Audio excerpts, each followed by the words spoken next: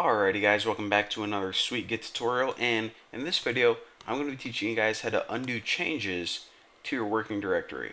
So why would we ever want to do that? Well, let me go ahead and give you guys an example.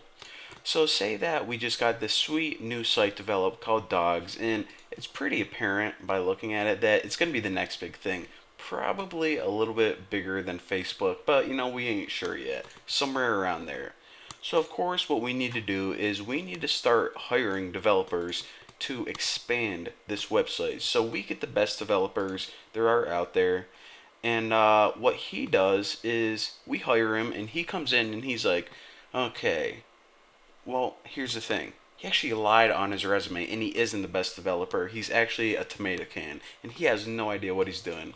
So the first thing he does is he starts messing up our website by renaming these images to like pics or something because he doesn't even know that it doesn't matter. He thinks you can just change it to the same name, whatever.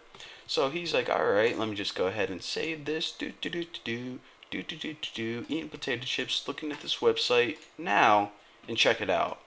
The entire website's messed up. The homepage is freaking not working because he renamed a bunch of stuff and he wasn't supposed to. So we're like, dude, you're fired. Get out of here. We don't need you anymore. But we still have this website that's messed up. So what we need to do now is we need to basically turn whatever files he was working on in the working copy, and we pretty much need to take the files from the repository, which remember are the good files, and replace them with whatever files he messed up here. So how do we do that? Well, the first thing that we could do is we could type git status and hit enter. So we are reviewing his working copy and we can see that he only messed up, modified it said, but we really know it means he messed up one file, index.html. So again, what we would like to do is take the files from the repository, which is the main project files, which are the good files, and we need to replace them so we can get our working copy back in the condition that we want it. So how do we do that? Pretty freaking easy.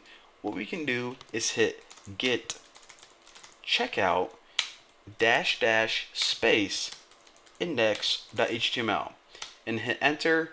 And what this did is this is what checkout means.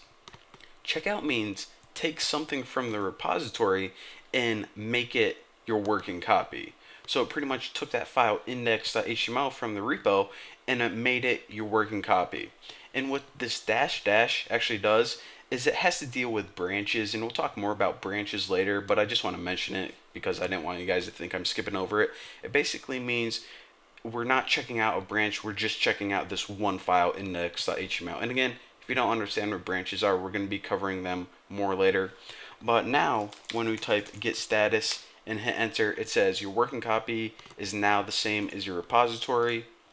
If we look at our website and refresh it, our home page is now fine again.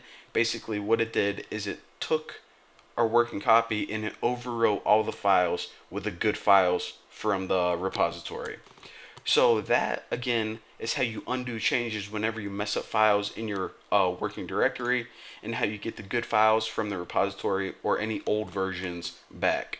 So thank you guys for watching. Very simple tutorial, but definitely useful. So well, that's it. I'll see you next time.